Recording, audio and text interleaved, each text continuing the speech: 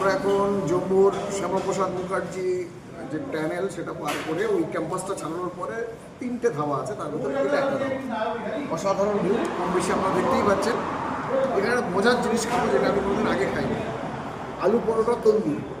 Generally আমরা আলু পরোটা যেটা খাই সেটাতে ঘি বা তেল দিয়ে ভাজা হয়, এটা দেখলাম এরা তন্দুরের ভিতরে দিয়েছে আলু পরোটা, তার উপরে দিয়েছে ঘি অনেকটা।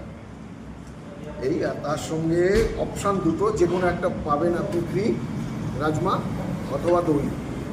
আর সঙ্গে আছে আমার একদম লিটিল ডার্লিং। তো এই খাবারটা কেমন টেস্ট হয়, এই খাবার টেস্টে কী হবে, মনটাই খারাপ হয়ে গেল।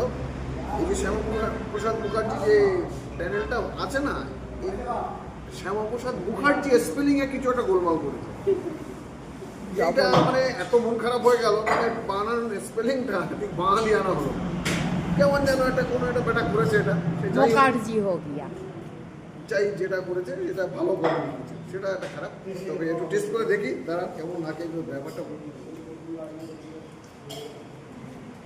ভালো, সত্যি ভালো, মানে ভাজার সঙ্গে টেস্টের ডিফার আছে। আমরা যে আলু পরোটা তেলে ভেজে খাই তার সঙ্গে অনেকটাই ডিফার, বেশ বেশ ভালো, আলাদা একটা অনুভব। চলুন আবার পরে দেখা হবে।